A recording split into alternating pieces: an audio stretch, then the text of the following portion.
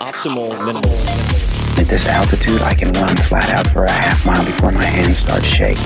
Can I ask you a personal question?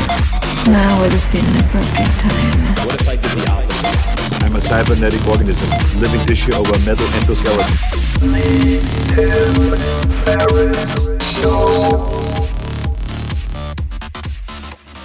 This episode is brought to you by AG1, the daily foundational nutritional supplement that supports whole body health. I do get asked a lot what I would take if I could only take one supplement. And the true answer is invariably AG1. It simply covers a ton of bases. I usually drink it in the mornings and frequently take their travel packs with me on the road. So what is AG1? AG1 is a science-driven formulation of vitamins, probiotics, and whole food sourced nutrients. In a single scoop, AG1 gives you support for the brain, gut, and immune system. So take ownership of your health and try AG1 today. You will get a free 1-year supply of vitamin D and 5 free AG1 travel packs with your first subscription purchase. So learn more, check it out.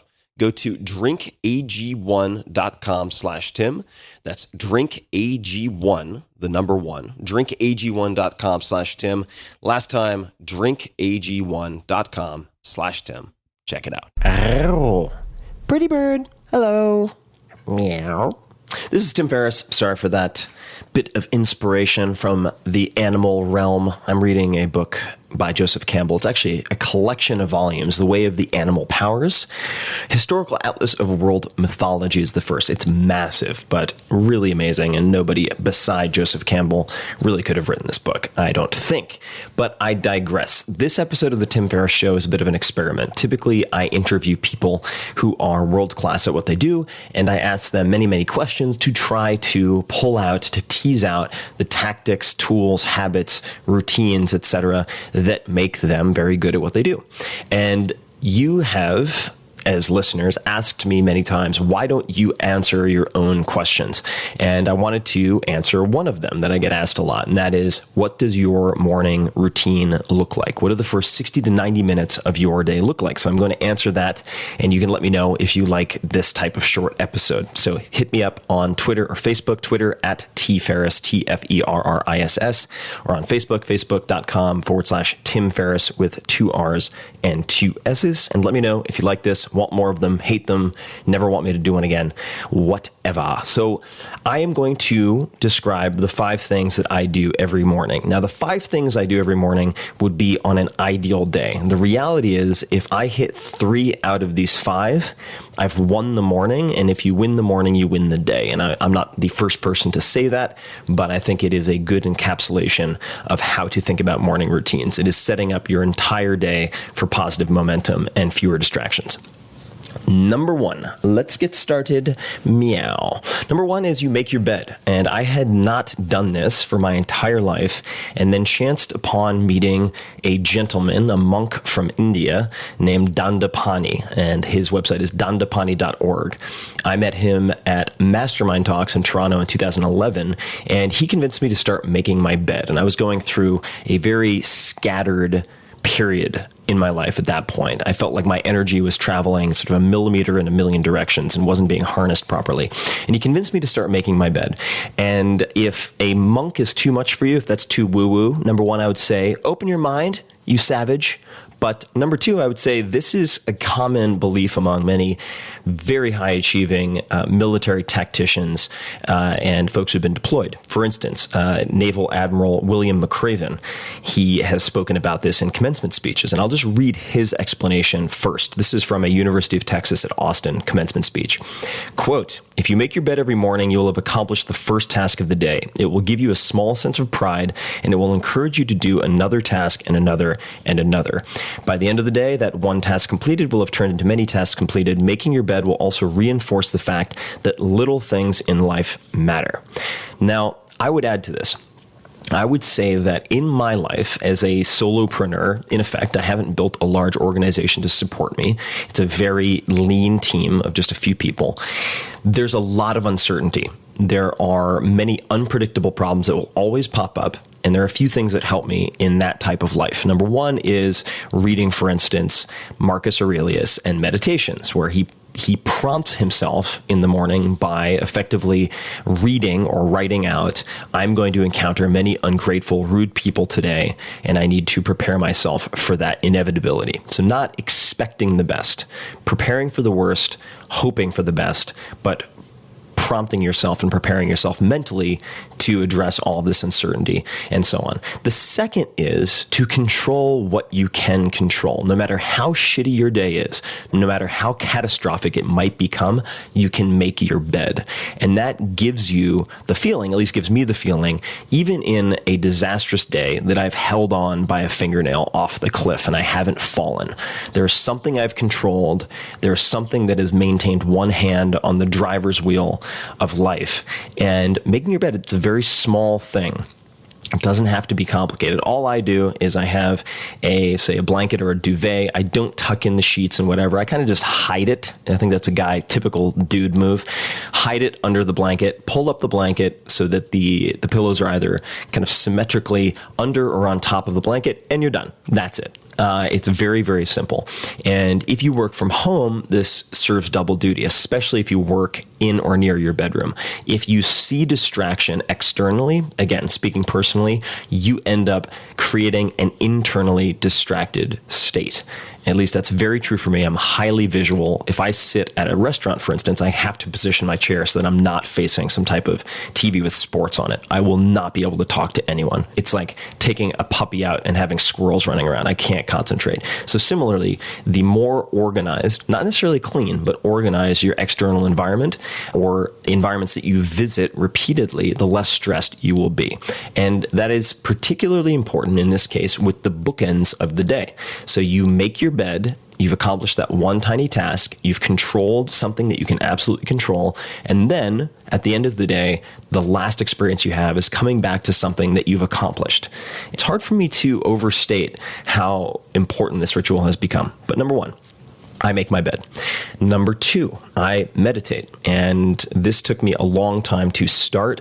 Those of you who have listened to this podcast for some time have noticed, I'm sure, and this was not through any attempt at planning on my part, but 80%, I would say, or so, of all of the world-class performers across all the disciplines that we've covered have some type of meditative practice, whether that is in the gym or transcendental meditation.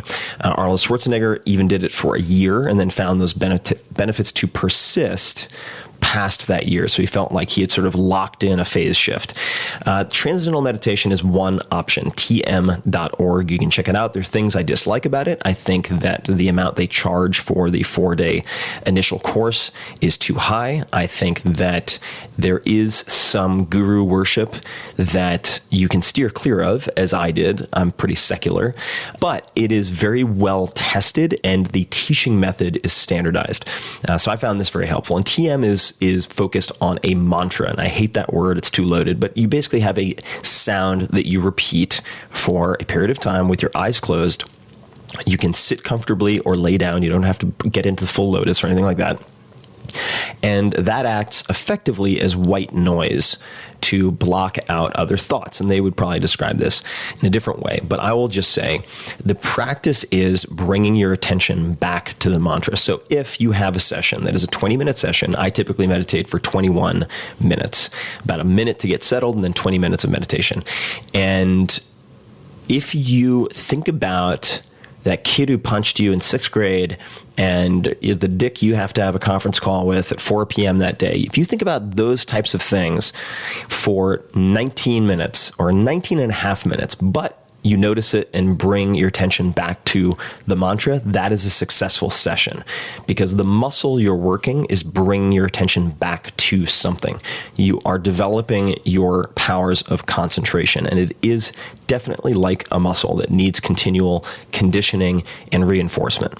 So I use TM. There are other options. Vipassana meditation, I do use some sessions where I focus on my breath, but quite frankly, I think the easiest place to start is either, and it doesn't have to be mutually exclusive, you could do both of these, Headspace app or Calm. Start using guided meditations. Other good guided meditations you could check out include Tara Brach, B-R-A-C-H, who's been on this podcast. Great episode talking about a lot of these issues and topics. and Sam Harris. Sam Harris is a PhD in neuroscience. I think it's just samharris.org, Harris.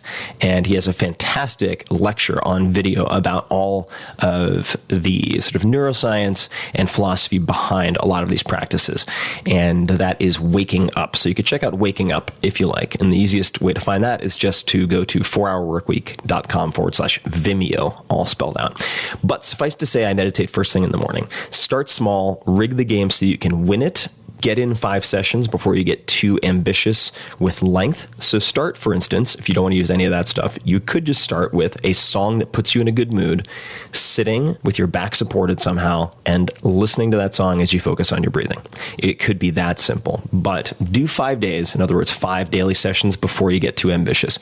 You have to win those early sessions to establish it as a habit so you don't have the sort of cognitive fatigue of that particular practice in any case. So number 2, transcendental meditation or some type of meditative practice. And if you take that 10 or 20 minutes, for instance, and I find with my practice, 15 minutes is just letting the mud settle, and then the last 5 minutes are really where I get the benefit. It's much like training to failure in the gym. For me, you will still get benefits out of shorter sessions. But if I put in those 20 minutes, I will get 30 to 50% more done in that day with less stress. Why? Because I have already done the warm-up to avoid distraction. And if I do get distracted or interrupted, I can return to my primary task more effectively. That is number 2. Number 3, I hang. What does this mean? I actually hang multiple times throughout the day and at night. And this is primarily to decompress my spine and also to improve grip strength. But there are a number of people you can look to for more developed thoughts on all of this. Ido Portal is one. Ido Portal, Portal. I think I just spelled that in English. And I don't have much exposure to him, but many of the listeners of this podcast have recommended him. So I did check out one of his short articles, or might have been a video, on hanging throughout the day. And so I have a rig that I built in my backyard, which is 1 1/4 inch. I would probably recommend most people start with 1 inch diameter galvanized pipe. And I bought this from Plumbing Supply, and I built a pull-up rig outside in the span of about 10 minutes. And it cost, I would say, less than $150. And it is not intended for kipping, not good for kipping. But if you want to see how I put it together, I also have some rings, and then I used kayak dry bags instead of sandbags, which you can put water inside of, in fact, and use as kettlebells and so on when you're traveling, instead of using them to keep things dry. So there's a photo. You can check it out on my Instagram. Just go to instagram.com/Tim Ferriss with 2 R's and 2 S's, and you can check out that rig. But I will hang by my hands throughout the day for perhaps 1 minute at a time, just as a way of breaking up work sessions or writing sessions or fill in the blank. At the end of the day, particularly if I do any type of weight training that loads the spine, I will hang upside down. And I hang upside down using Teeter hang-up gravity boots. These Teeter hang-up gravity boots cost around $99. I actually have multiple pairs around the country so that I don't have to travel with them because they're a hassle to travel with. So I have 1 pair in New York, 1 pair in SF, 1 pair in LA that just lives at a gym, actually. It lives at a gym that I go to because I don't have a home in LA. The purpose here, again, is to decompress, and you can work up to a point where you're even holding weights for short periods of time, say 5 seconds. The gravity boots can be dangerous, so talk to your doctor. I must say this. I'm not an MD. Don't play one on the internet before doing anything like this, particularly if you have pre-existing back conditions. Other options. So there are times when I don't want to hang upside down. Maybe I just had a big dinner. Maybe I just had a bunch to drink. Don't really feel like hanging upside down by myself and perhaps getting the most miserable acid reflux of all time. In those cases, or if I just don't have a place to hang upside down, I will use something called the Lynx back stretcher, LYNX. And you're basically laying on the ground, locking your feet in place, and then doing a dipping motion, the top range to decompress your spine. Again, for very short periods of time, 5 to 7 seconds, let's say. That is another option, and people do love inversion tables. They are used widely for PT and other things. They just take up a ton of room. So I don't want half of my living room taken up with an inversion table. I don't have a garage, so I prefer to either use the boots, and you don't have to have your own pull-up rig. Of course, you can go to any CrossFit gym across the country and find a bar to hang from, or you can use this Lynx device, and I use both every day unless I have some type of injury that precludes it. So that's number 3, hang. Number 4 is T. So just to do a quick recap, make my bed, sit down, meditate for 21 minutes, get up, go jump up on the bar, hang for a couple of minutes, maybe go from one hand to the other, maybe do a couple of sort of toes to bar with straight legs, which is a CrossFit move, and then drop. Then I go in, I throw on the tea, the kettle, and I will boil water. And a lot of you tea nerds will take issue with this, but that's okay. I use a very cheap kettle here. At home, I have some fancier stuff from Breville, makes a very good tea preparer, for instance. It makes a great kettle, and they make a very good tea infuser. So if you want to get fancy, Breville, Breville, has some great stuff. But for expedience, if that's a real word, and simplicity, right here I have one that is called Utility, TEA, and I believe that's from Adagio, Adagio, and I think it costs $20 to $40 on Amazon. Very easy to find. So I'll throw that on, boil water. While the water is warming up, I'll prepare my tea. And the tea I typically brew in a small glass container. It's a Rishi tea brewer, Rishi, and that'll come up again. And I use loose leaf, and it looks like a simple French press. You could, in fact, use a French press if you wanted. And I will put in aged Pu'er tea, Pu'erh. This is a black tea from China. It's very peaty, smells kind of like a wet horse's ass. Why I know that is another story. And it's very earthy, and it's an acquired taste. But I will break off a piece of this frisbee of aged dried Pu'er tea, drop it in there. I will also add turmeric and ginger tea. I usually get mine from Rishi, but you could also just shave fresh turmeric and ginger very easily, and I've done that before. If I'm sick, I will shave fresh ginger. If I'm sick, I will also add minced garlic, but I'm getting ahead of myself. So we have the Pu'er tea, we have turmeric and ginger tea. I will also add in some green tea. Now, this is where the connoisseurs of tea leaves will be like, blasphemy. That doesn't make any fucking sense. Blasphemy. I need some more caffeine. Anyway, blasphemy, blasphemer. That's where I was trying to get fancy. That's what I was going to say. And they'll get very upset because they'll say, Tim Ferriss, you should really do your homework because the steeping temperatures for those teas are all different. And if you're using this blunt instrument of boiling water, you're just an idiot and giving bad advice. Well, I'll tell you what, I'm glad to be the idiot if I give people advice that's easy to follow and is the gateway drug into then exploring the complexity of tea. So let's just call a truce and keep it simple. 185 degrees is fine. So I will not pour boiling water into the leaves because I can't drink boiling water and it takes too long to cool down. So I will boil it, or you can set it to not boil, but I'll usually boil it and then just let it kind of sit there for, let's say, 3 to 5 minutes. After 3 to 5 minutes, it's fine. It's a little too hot for me to stick my finger in for more than like a half a second, but it's plenty hot to do what I want to do. I will then let it steep for, say, the first infusion I'll keep short, and some people will say, 10 to 20 seconds. Look, I mean, let's keep life simple. I'll usually do it for, say, a minute, and then I will pour it into my mug, and my mug will have any number of different oils in it. My favorite is coconut oil, so virgin coconut oil. I will put in my cup. It's about 70% by weight, medium chain triglycerides. I've written a blog post called, I think it's a joke, people, called Titanium Tea. The name is just a tongue-in-cheek joke, but very similar to what you might consider bulletproof coffee. So if I have some Kerrygold butter or something like that, I might put in a little of both, but my preference is coconut oil. I just like it, and it seems to get all of my cylinders firing. So that is what I do with the tea, right? So flip it on, make it hot. I'll usually prepare my puppy's food while I'm doing that, feed the dog, and I'll do that right now by hand. training the dog is a whole separate episode. And then I'll come back. The tea has boiled and has already cooled off. Then I'll make my own tea while the dog chills in a crate and works on a Kong, if you want to look that up. That has been frozen the night before. But the tea, again, has Pu'er tea. You can get all this stuff on Amazon. Pu'er tea, and I have links in the Titanium Tea blog post if you want to check that out. So Pu'er tea, the reishi, ginger, and turmeric tea, and then a bit of green tea. And you can choose whatever green tea you like. Dragonwell is quite tasty if somebody wants to try that out. It's Longjin Cha is what it is in Chinese.